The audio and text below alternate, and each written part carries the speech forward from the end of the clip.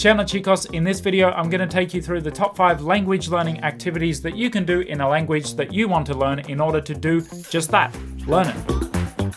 Now these are absolutely not the only things that you can or should do, but if I had to pick 5 that everyone could do just on repeat in order to get really good at a language, it'd be these 5 because they're easy and effective. Now what do I mean by activities? Well, just like if I said, hey, do you like to eat food? You might say, well, yeah, but what kind of food? If I then said, hey, do you want to spend some time in the target language? You might want to know specifically what I meant by that. And it's always easier to spend time on something, particularly if that something is a little bit challenging, if you've got some kind of task that you're working on, something that you're actually doing. So instead of my just saying you should spend time in your language, here are 5 activities that you can put on your list so that on the days that you feel like you should do some of your target language, you can decide, I'll do X. And by X, I mean something, not the new name for Twitter. Yeah, I'm gonna jump on that bandwagon, even though I've never used Twitter or X, and I never will, because it's a stupid name now on top of everything else. Let's get started. And the first task I call scratching. Now, it's sometimes called that anyway, but not normally in language learning circles. And it basically refers to just listening to something, or watching something, or maybe even having a conversation, but all the while taking notes. But there are no particular rules to how you take those notes or what you do or don't write down. The aim is basically to just keep your head in the space of the target language. So you might watch a show or listen to a podcast, and if you hear a word you don't know, you write it down with your best guess as to how it's spelled, or maybe it's a phrase, or maybe if you're more of a beginner, it's a sound that you don't know that keeps cropping up. You basically just write down whatever your brain throws at you. You're documenting your thoughts about the language rather than everything in the language itself. And the beauty of it is that it's very good at keeping you focused, even if you can't understand very much, so it works very well for beginners, but it scales perfectly through to advanced. So I could do this now in Swedish or even in English. For example, I could write down words that I probably do know but just don't use very often, or particular phrases that I like. You're really just allowing your mind to interact with whatever language you pick up that is coming in. This can actually be more tiring than you might imagine, so maybe set yourself a small goal like scratching the language for 10 minutes or 15 minutes, and even those 10 minutes may pass quite slowly. And if you're looking for short or long videos in your target language, I can recommend LingoPie, the sponsor of today's video and the place to find quality content made specifically with language learners in mind. Now, I'll admit that it feels a bit strange to be recommending LingoPie when about a month ago I said I'd be putting Spanish aside and focusing on Swedish, which LingoPie doesn't have. Not that that's very uncommon to not have Swedish, but I can say that I'm really looking forward to getting back to Spanish because I love the content that LingoPie have, particularly the travel stuff in different dialects of Spanish. And probably my favorite feature about it is the interactive word-for-word transcript, which can also be used for bilingual subtitles. You can make flashcards out of it, which include the context from which you took the flashcards. I discovered recently that in Japanese, the subtitles come in 5 different levels of difficulty, from English all the way up to raw kanji. And another thing I really like is that LingoPie tracks the time spent immersing as well as making and reviewing your flashcards, so you can gamify it and set yourself some really tangible goals. And you can even book and take small group lessons from right within the platform. Whenever I do go back to Spanish, I'm thinking of setting myself some lofty goal like spending 4 hours a day on LingoPie for a week or something like that, because it's the sort of ultimate gym of language immersion. Everything you need is in one place. They currently have Spanish, French, German, Italian, Portuguese, Japanese, Korean, and Russian, and you can get a 7-day free trial using the link in the description. Thanks to LingoPie for making this video possible. Now the second activity I recommend I call Puzzle Brain, and is designed to take advantage of the fact that most people are quite distractible by providing a minor stimulus to block any possible intrusive thoughts or impulses that you may have. Put simply, you do something that you can do without too much intense thinking at the same time as listening to the target language. And whenever I've suggested this in the past, I do get a lot of people surprised by how well it works, with comments like, wow, I find that going for a walk or doing a jigsaw puzzle with a podcast on really does make me more attentive to the language. But I also normally get some full-time shop assistant who thinks he's David Goggins telling me that running with an audiobook on is a complete waste of time because you can't properly focus on the training. Yes, thank you. I am aware that there are some people, athletes, who would want their sport to be the sole focus of their training session. But for me and 98% of people, a walk or a run is just a way to move your body and de-stress a little, and that will happen equally well with a podcast or an audiobook on, maybe even better. What's more is that my listening is often even more attentive, and my recollection of what I heard in my target language is better than ever, meaning that it's a win not just for time efficiency, but for the language study itself. And by the way, if you want to pretend that you're a marathon runner Eliud Kipchoge or basketballer LeBron James, and you therefore need complete focus while you're working out so that you can get the most out of your session, then that's fine. You do you.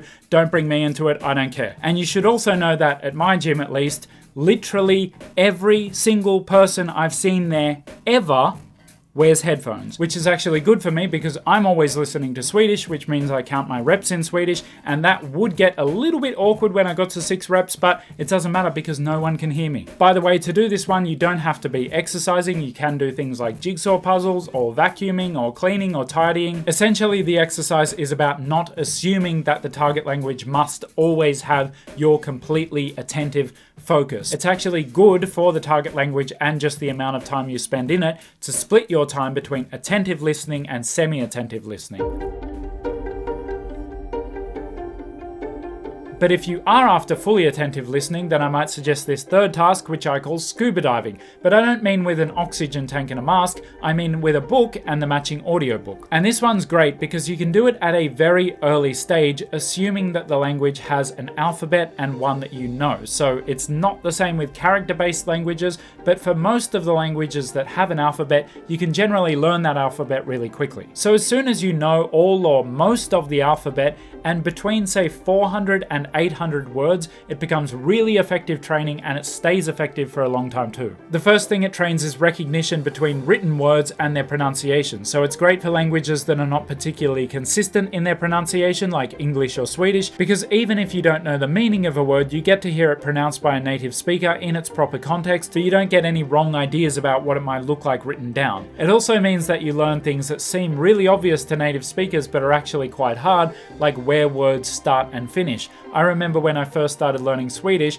I would often try to look up words that didn't exist because of things like didn't exist. But the other big advantage that reading along with the audiobook has is that you're completely attentive to the language, and you really decrease the chances that your thoughts will wander because you're more fully engaged with the two stimuli. So even if you feel like you're too much of a beginner in a language to follow along with what's going on in a story, I would still recommend that if you find an audiobook and the corresponding book and just read along with the audiobook, this works really well. Give it a go. And yes, I call that one scuba diving. I won't go into why now, but if you really need to know, then leave me a comment.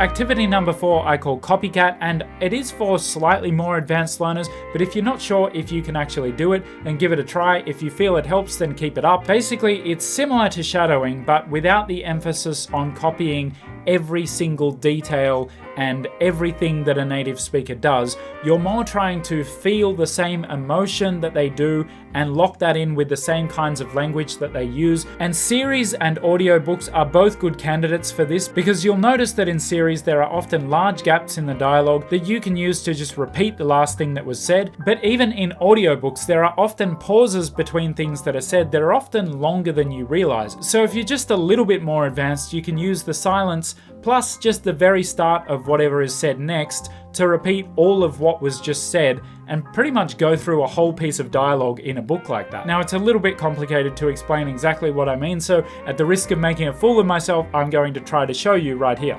Hade de skickats dit? Hade de skickats dit? Du är på flykt undan rättvisan. Du är på flykt undan rättvisan. So I'm not saying it exactly the same way as it's being said there. I'm just trying to grasp the same emotion. Det jag visste inte. Det jag visste inte. And again with this one, the benefits are numerous and you can adjust it to your level. You can pause the recording like I was just then because there wasn't a lot of silence to work with. But if the recording has a lot of silence, then you can just let it play. And that's another thing that sets this apart from shadowing. It's much less strict. You're not trying to catch every little detail. You're just trying to make sure that the language doesn't just pass through your skull completely unengaged with. I'll often do this one when I'm walking. When I get a little bit of dialogue to work with, I'll just yep, that part, and you're just trying to engage that little bit more with the language that is in your ears. And the fifth activity I call eat rep, which is the word repeat, but with the first 3 letters at the end. And it's basically repetition, but it's with a much longer term view. So you still might take one piece of material, like an episode of a TV show, or a kind of cluster of material, like the entire season of a TV show. But instead of a very deliberate set of repetitions, you're going for a much more relaxed and long-term based target for the repetition that will ultimately result in the complete saturation of your brain with that material. To give you some context of where I got this idea from, when I first started learning Swedish, my car had an ordinary CD player, not an MP3 CD player or Bluetooth or anything like that. So I just had the same 80 minutes of an audiobook. It was the first 8 chapters of that audiobook on a CD. And while I was fairly convinced that it didn't really do anything to listen to that while driving, I was also pretty convinced that it couldn't really hurt. So I just left that same 80 minutes playing every time I drove the car by myself for about 10 months. And when I finally came across an input-centered approach to language acquisition and started expanding the amount of Swedish, different Swedish, that I was listening to, I discovered that a lot of what I needed to know about Swedish was in those 80 minutes, and it was unreasonable that I didn't understand anything that was in those 80 minutes because I'd listened to it so many times. And I said a similar thing in my Watching Spider-Man 50 Times video. If you hear something enough times, in the end, it's not really possible that you can't understand it. You will just have to. And I'm not at all saying that you shouldn't read, watch, or listen to multiple things. You definitely should.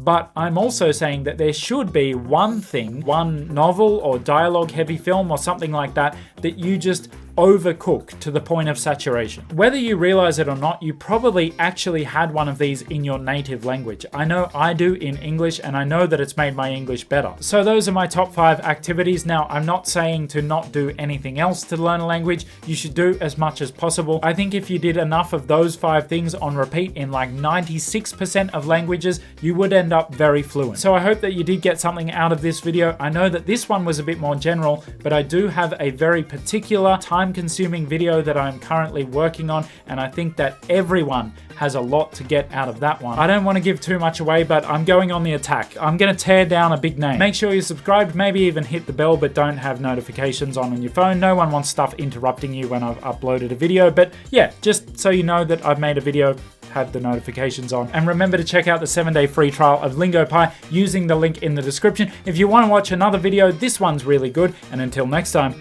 lo quiero.